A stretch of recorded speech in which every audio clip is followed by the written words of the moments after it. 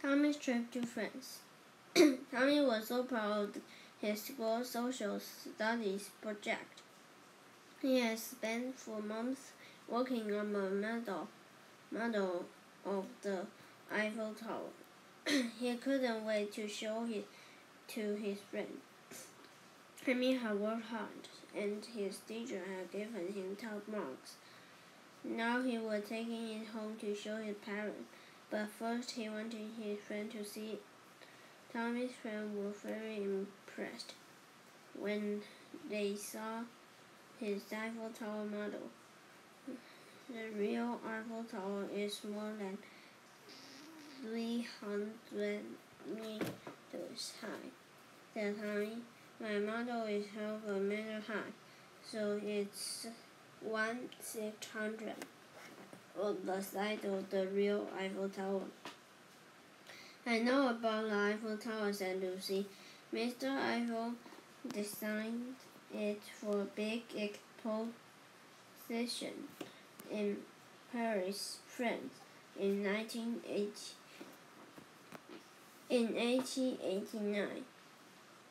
I bet Mr. Eiffel would be impressed if he saw your model, said Kim.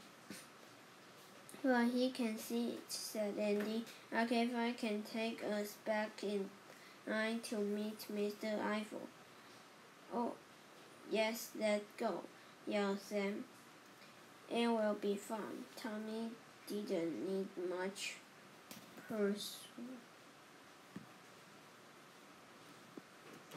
persuading. He gently pulled Archive out from his pocket. He asked the little robot if he could take them to meet Mr. Eiffel in Paris, France. Of course, I can take you to the studio of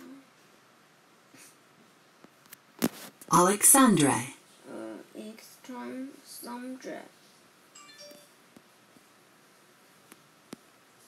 Gustave Eiffel, said Archive gave Tommy the code. Tommy pressed the number on the little robot number pad.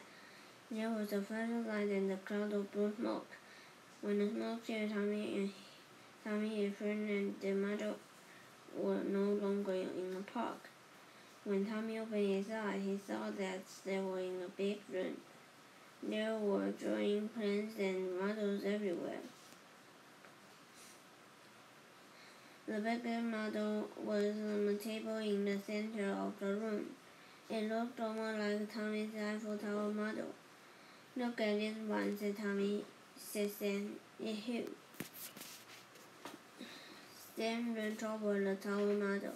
Sammy also ran toward it. Just before Sam reached the model, she tripped over Tabby. She fell against the table. The tower model fell to the floor and broke down into hundreds of pieces. Oh no, cried Ken. Now we're in trouble. I can hear someone coming. Before they could do anything, the door opened. A man with a beard stood in the doorway. He looked down at the broken model. He had a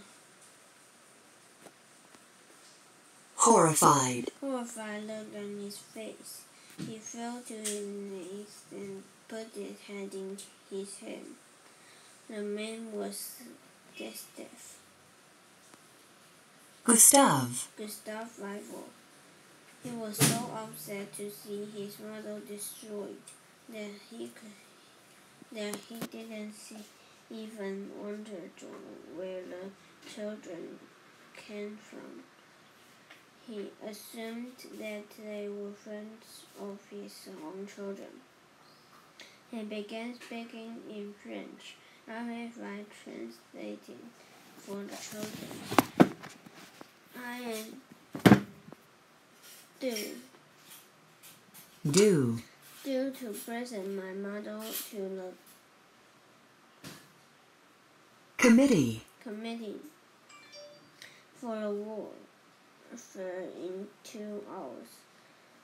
Always thought, what can I do? A little voice said, you could take my mother if you like.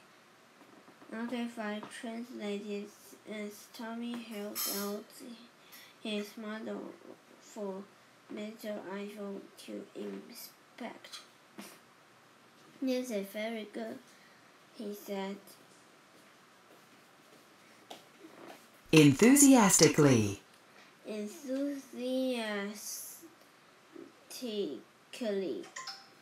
It's exactly like a tower I have dreamed about building. It looks like my work. It's your work.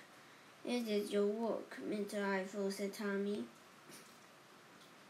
Mr. Eiffel didn't wait for an explanation. He took Tommy's model and rushed toward the door.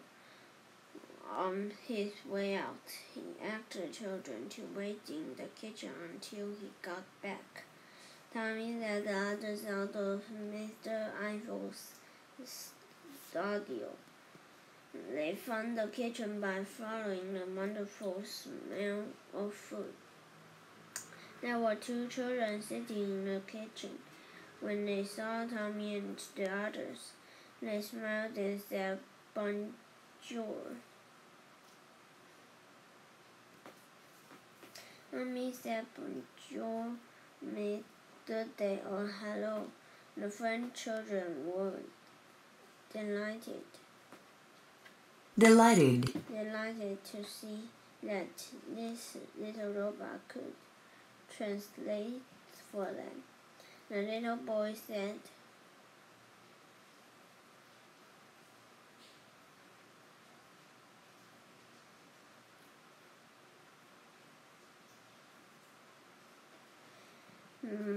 Mercy Petite Machine. However, translated, the boy said, thank you, little machine.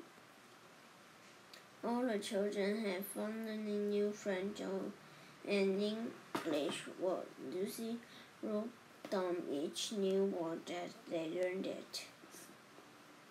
The children had fun getting to know each other. The boy's name was Edward, and the girl's was Claire. When Mr. Eiffel returned, he had a big smile on his face. He told them that the model Tommy had given him made quite an impression on the Committee. He was confident that the design would be selected. I just don't understand how you could have a model of a design I have seen in my head, said okay. I said, Mr. Eiffel. Tommy didn't try to explain. He said that he was pleased his design impressed the committee. Oh, how you rude of me, said Mr. Eiffel. I have not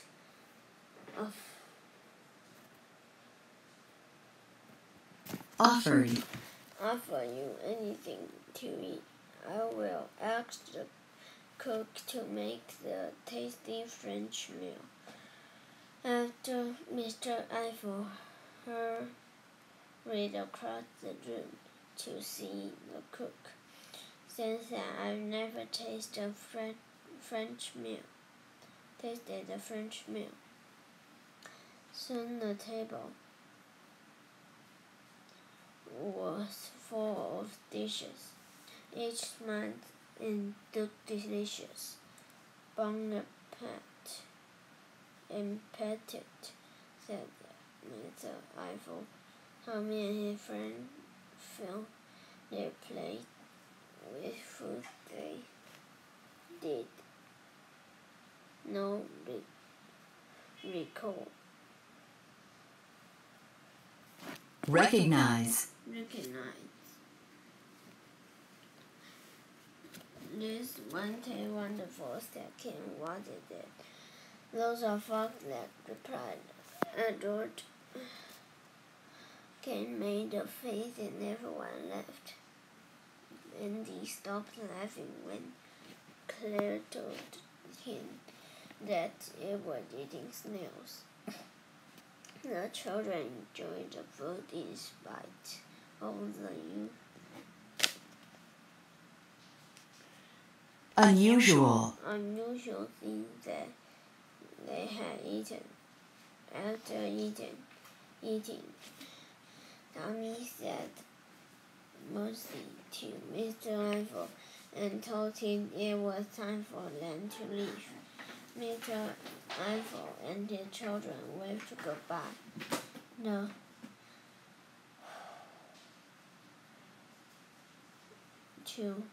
Goodbye to Tommy and his friend. Tommy showed off his friend by shouting, "Oh, recall! Are we going back now?"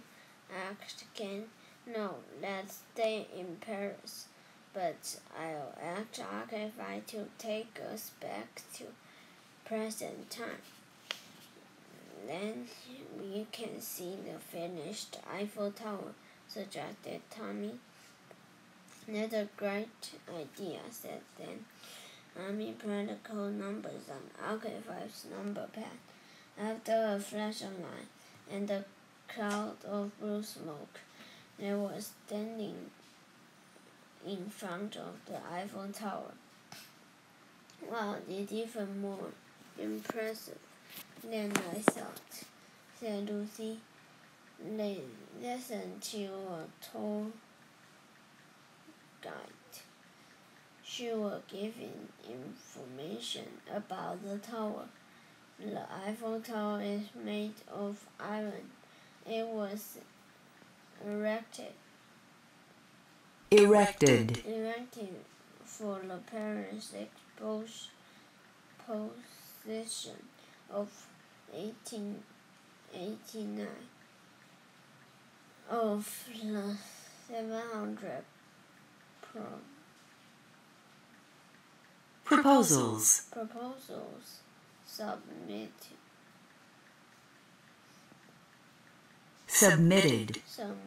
in a design competition. One was chosen. It was the creation from a French engineer, Gustave Eiffel, said the guide.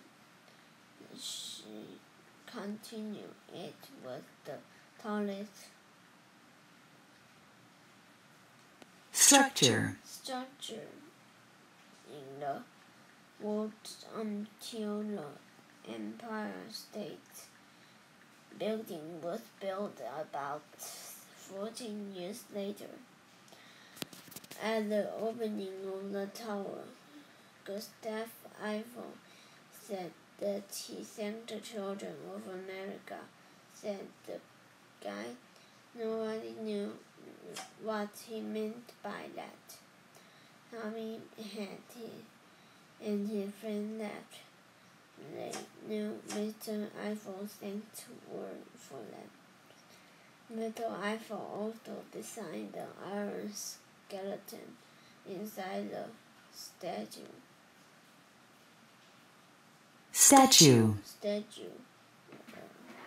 of liberty. The guides continued. The statue was a gift to the people of America from the people of France. It was an exciting visit to France, but it was time to return home.